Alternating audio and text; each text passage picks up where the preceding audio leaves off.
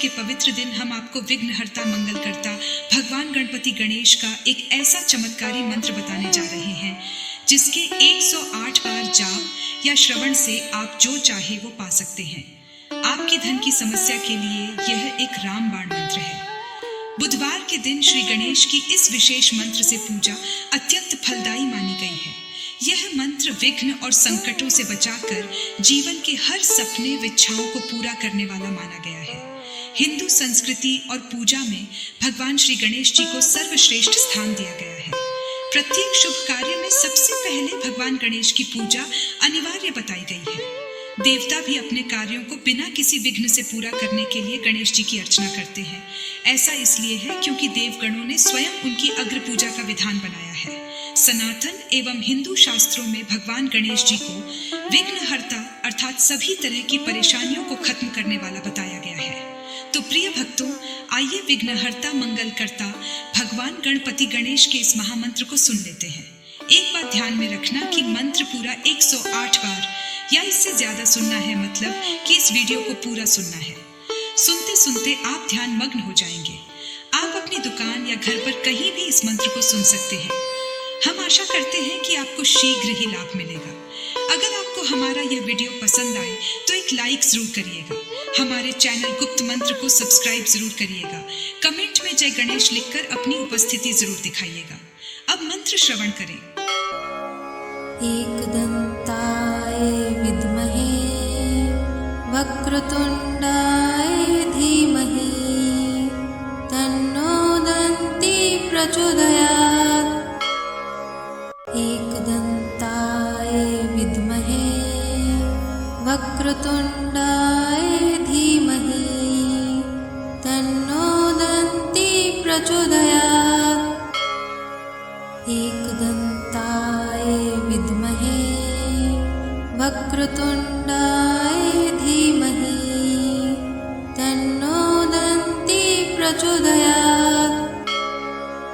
एकदन्ताय विद्महे वक्रतुण्डाय धीमहि तन्नो दन्ती प्रचोदयात्।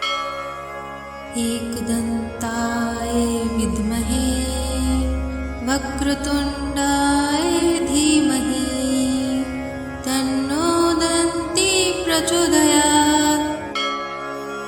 एकदन्ताय विद्महे वक्रतुण्डाय धीमहि तन्नो दन्ती प्रचोदयात्।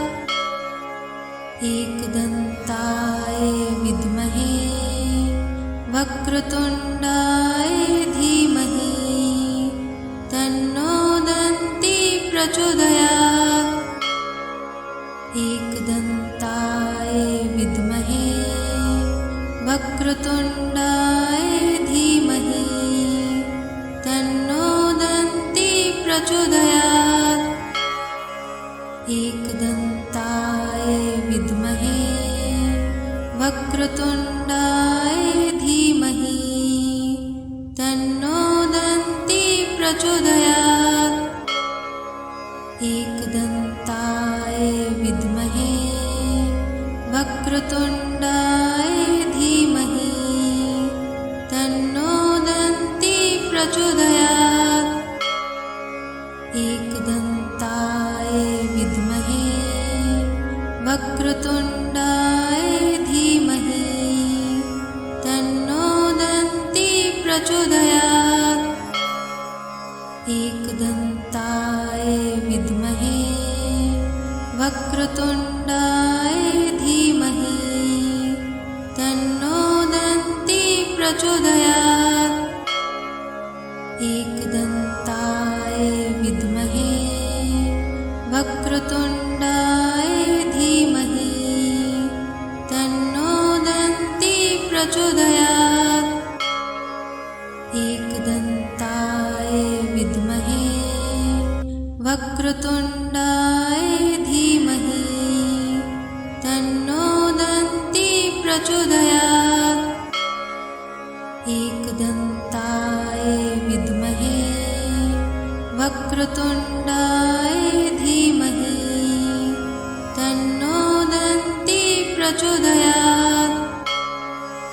एकदन्ताय विद्महे वक्रतुण्डाय धीमहि तन्नो दन्ती प्रचोदयात्।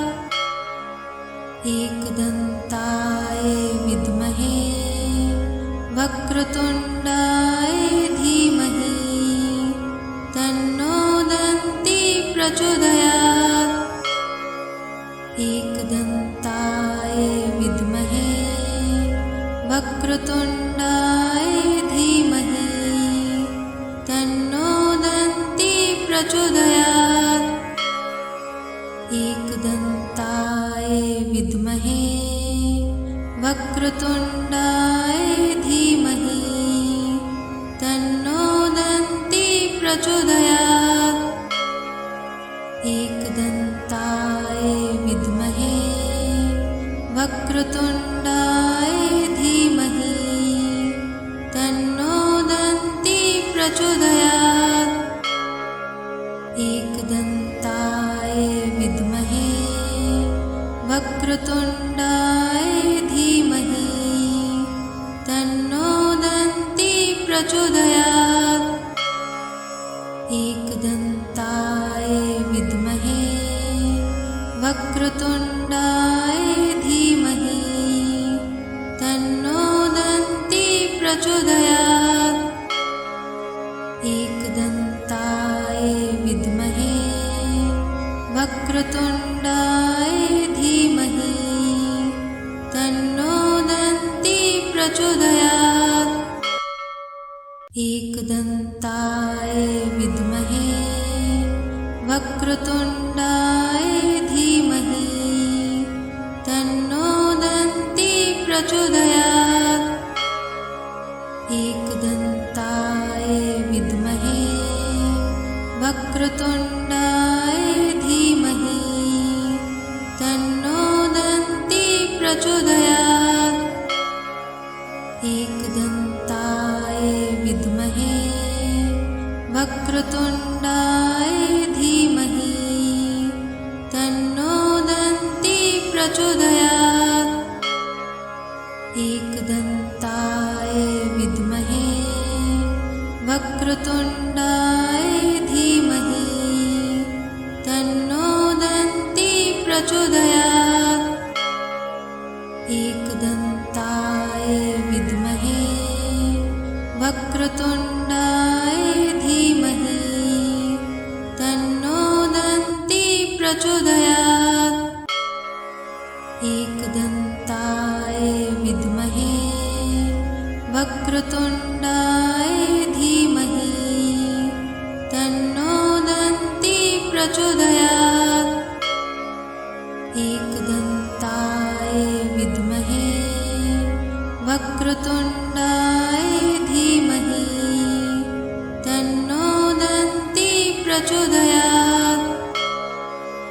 एकदन्ताय विद्महे वक्रतुण्डाय धीमहि तन्नो दन्ती प्रचोदयात्।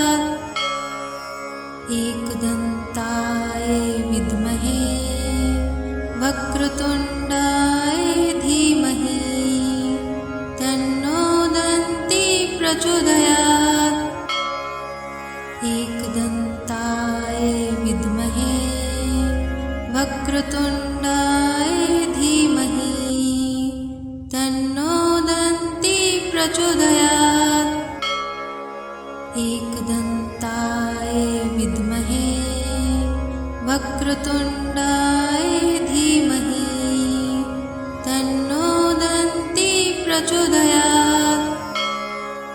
एकदन्ताय विद्महे वक्रतुण्डाय धीमहि तन्नो दन्ती प्रचोदयात्।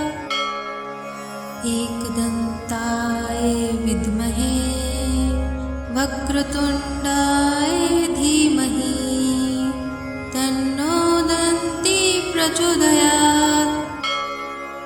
एकदन्ताय विद्महे वक्रतुण्डाय धीमहि प्रचोदयात्। एकदन्ताय विद्महे वक्रतुण्डाय धीमहि तन्नो दन्ती प्रचोदयात्। एकदन्ताय विद्महे वक्रतुण्डाय धीमहि तन्नो दन्ती प्रचोदयात्।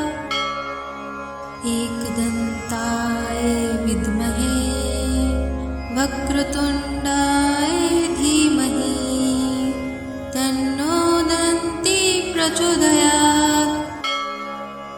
एकदन्ताय विद्महे वक्रतुण्डाय धीमहि तन्नो दन्ती प्रचोदयात्। एकदन्ताय विद्महे वक्रतुण्डाय धीमहि तन्नो दन्ती प्रचोदयात्।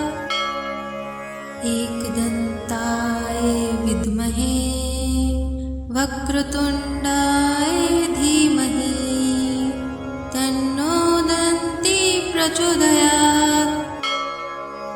एकदन्ताय विद्महे वक्रतुण्डाय धीमहि तन्नो दन्ती प्रचोदयात्।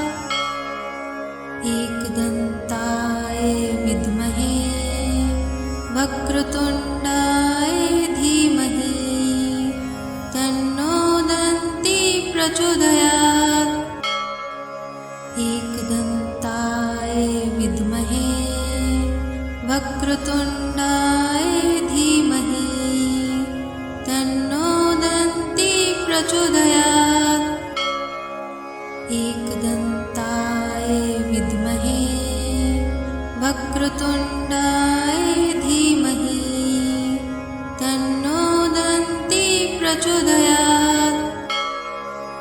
एकदन्ताय विद्महे वक्रतुण्डाय धीमहि तन्नो दन्ती प्रचोदयात्। एकदन्ताय विद्महे वक्रतुण्डाय धीमहि तन्नो दन्ती प्रचोदयात्। एकदन्ताय विद्महे वक्रतुण्डाय धीमहि तन्नो दन्ती प्रचोदयात्।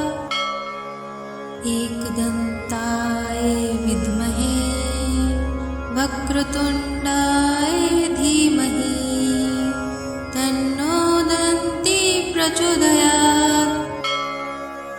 एकदन्ताय विद्महे वक्रतुण्डाय धीमहि तन्नो दन्ती प्रचोदयात्। एकदन्ताय विद्महे वक्रतुण्डाय धीमहि तन्नो दन्ती प्रचोदयात्। एकदन्ताय विद्महे वक्रतुण्डाय धीमहि तन्नो दन्ती प्रचोदयात्। एकदन्ताय विद्महे वक्रतुण्डाय धीमहि तन्नो दन्ती प्रचोदयात्। एकदन्ताय विद्महे वक्रतुण्डाय धीमहि तन्नो दन्ती प्रचोदयात्।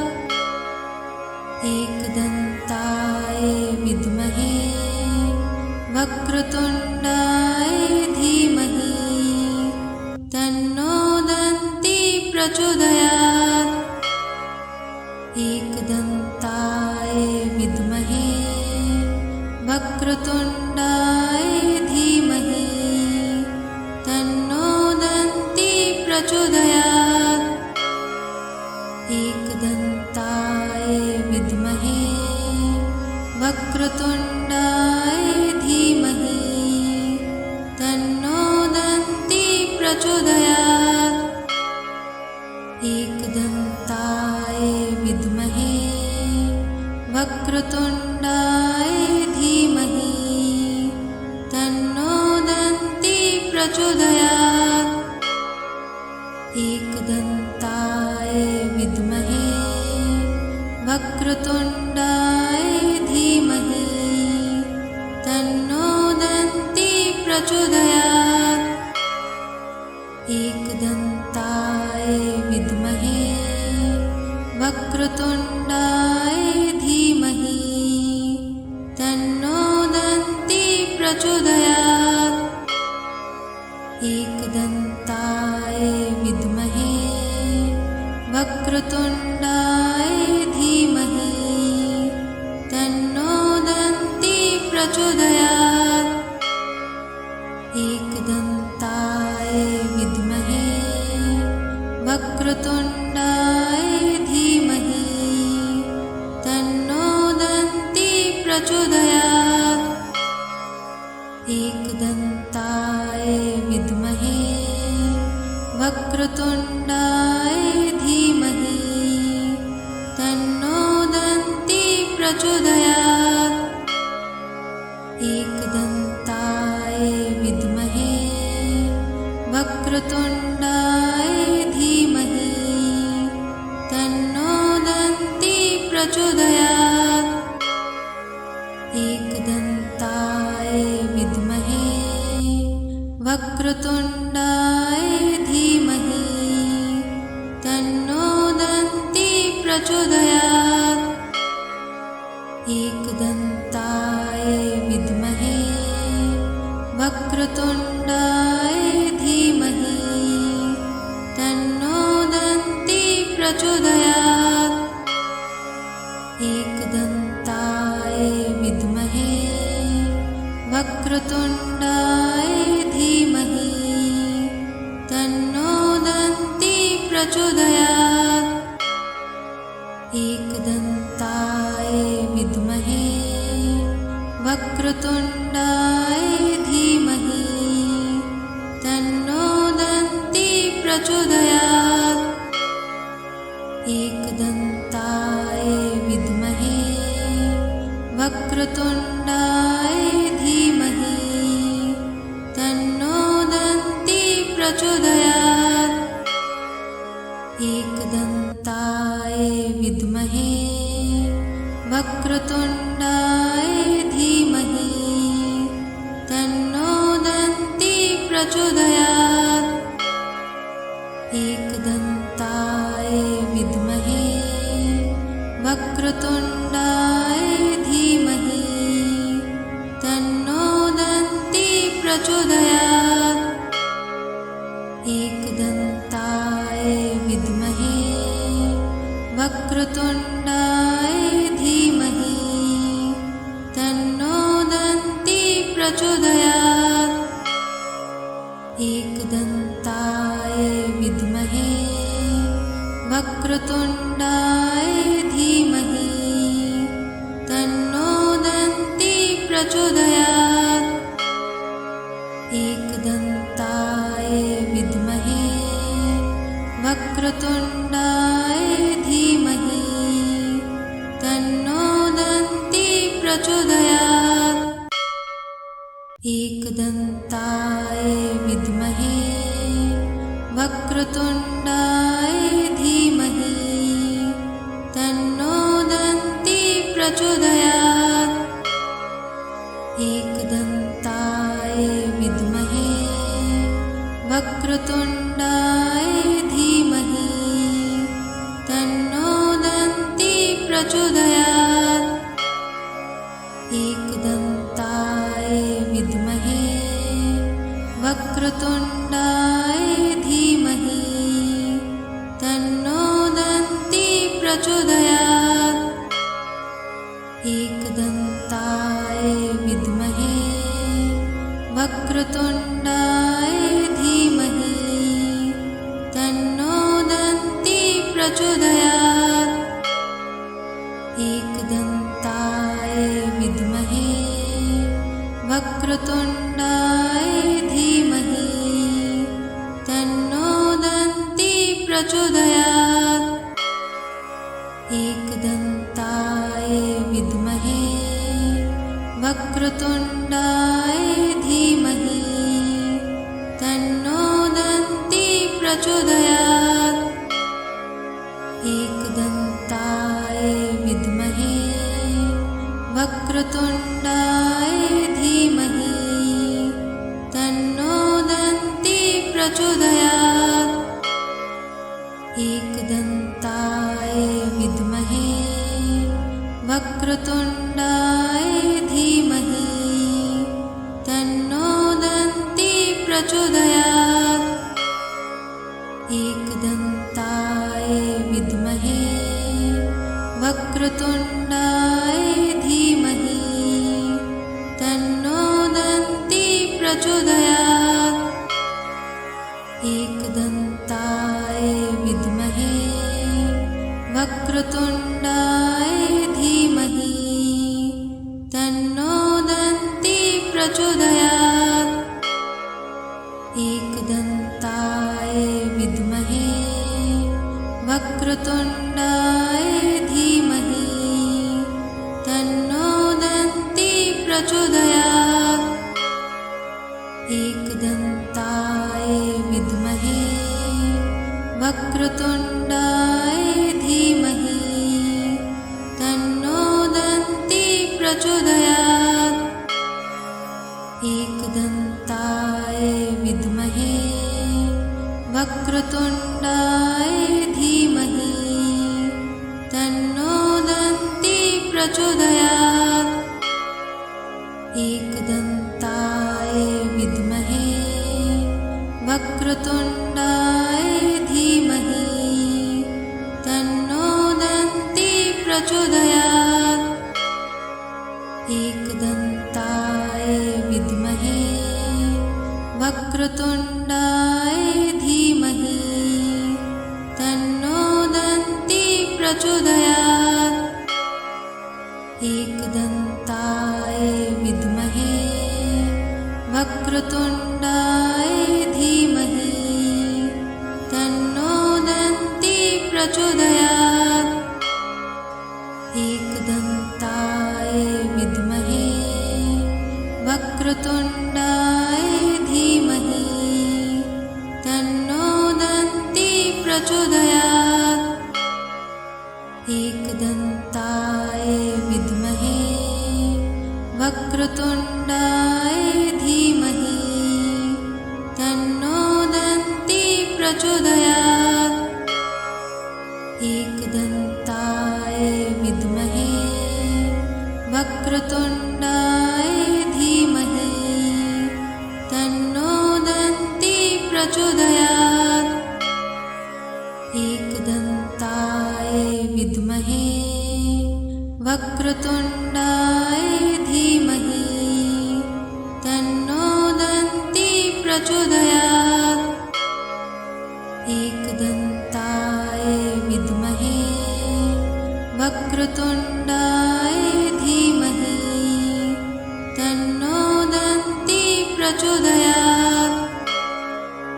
एकदन्ताय विद्महे वक्रतुण्डाय धीमहि तन्नो दन्ती प्रचोदयात्। एकदन्ताय विद्महे वक्रतुण्डाय धीमहि तन्नो दन्ती प्रचोदयात्। एकदन्ताय विद्महे वक्रतुण्डाय धीमहि तन्नो दन्ती प्रचोदयात्। एकदन्ताय विद्महे वक्रतुण्डाय धीमहि तन्नो दन्ती प्रचोदयात्।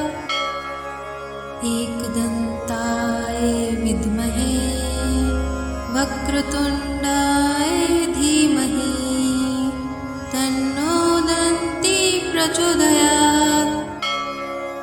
एकदन्ताय विद्महे वक्रतुण्डाय धीमहि प्रचोदयात्। एकदन्ताय विद्महे वक्रतुण्डाय धीमहि तन्नो दन्ती प्रचोदयात्। एकदन्ताय विद्महे वक्रतुण्डाय धीमहि तन्नो दन्ती प्रचोदयात्। एकदन्ताय विद्महे वक्रतुण्डाय धीमहि तन्नो दन्ती प्रचोदयात्। एकदन्ताय विद्महे वक्रतुण्डाय धीमहि तन्नो दन्ती प्रचोदयात्।